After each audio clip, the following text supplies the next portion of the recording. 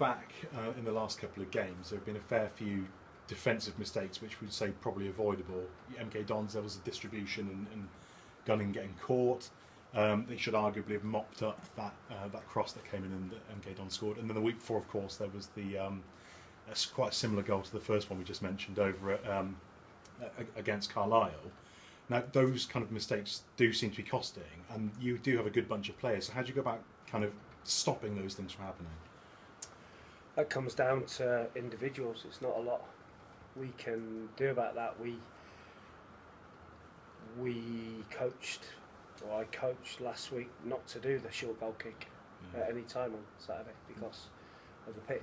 So we said to the goalkeeper and the players, kick the ball to Deutsch and we'll play from there.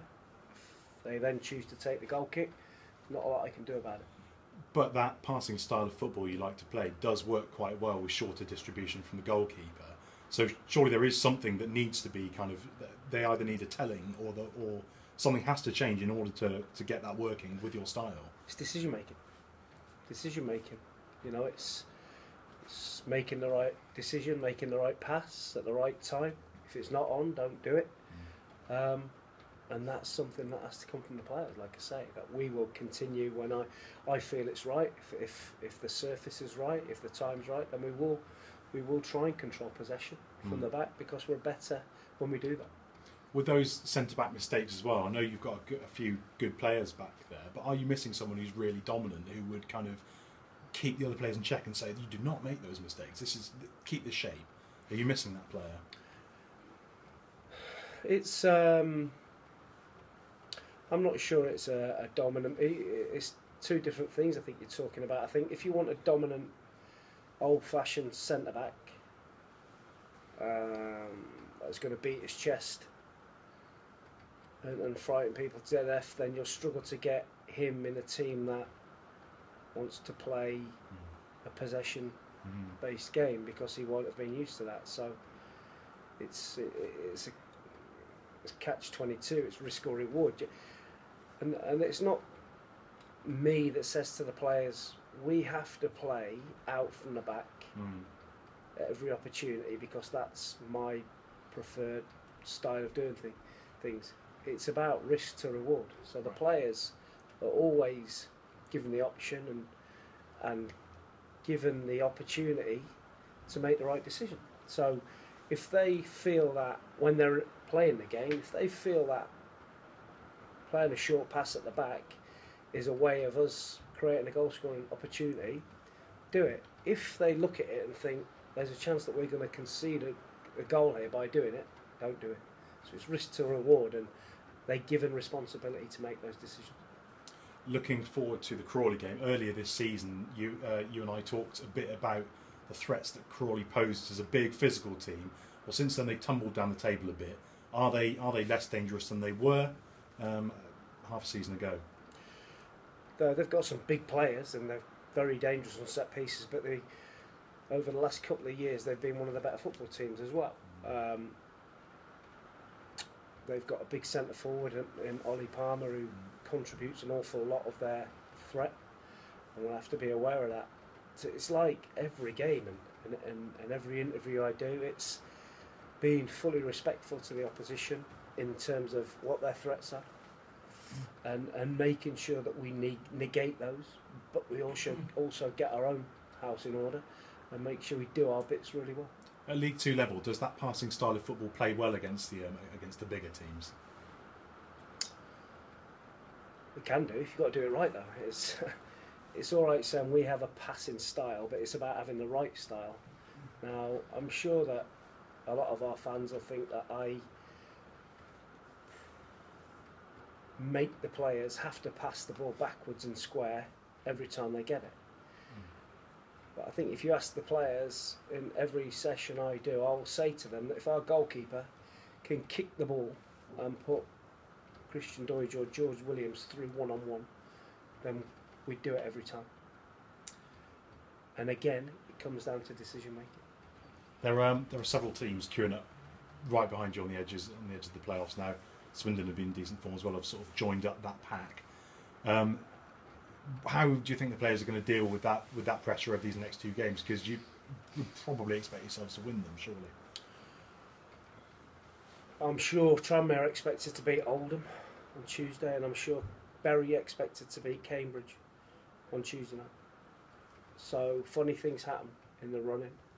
You have to keep your nerve. Teams will drop points when you don't expect them to.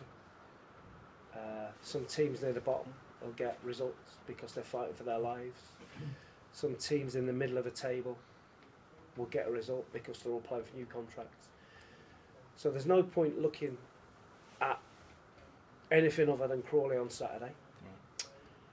There's no point me looking over my shoulder at Swindon, Carlisle, Colchester, Newport, and worrying about what if they do that. We have to purely focus on what we do. And all I know is that if we win the games we've got, we will get in the playoffs, no matter what anybody else does. And that's 100% all that myself, my staff, and the players are focusing on. Is that motivation for the players then, or do you think that elements of nerves do creep in around this time of the season when they're on your back?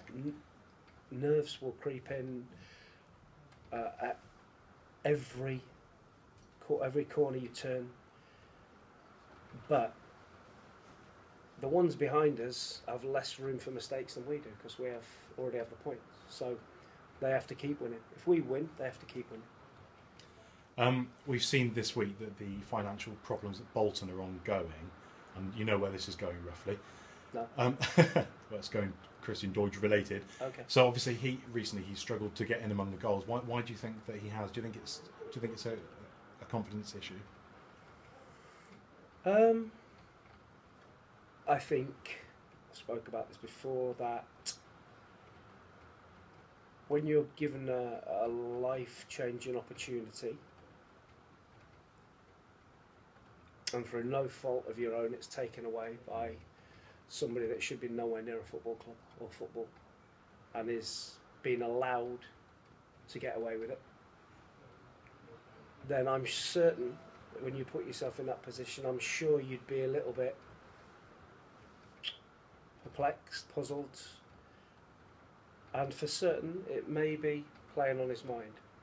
But I speak to Christian all the time, and he knows that if he doesn't get back to where he was, then he's not going to get where he should be, whether that's Championship, top of League One. And the only way for him to show Bolton what they're missing and what they should have done ethically is to score goals. It does seem as well like he has gone a little bit out of form as well as because of that move. Because when he did come back, he did score a few, but now there seems to have been a bit of a drought. Yeah, it could be that we're not getting enough chances for him. It could be that. It could be that we're not supplying enough chances for him. So the one thing I do know is if he gets enough chances, he will score goals.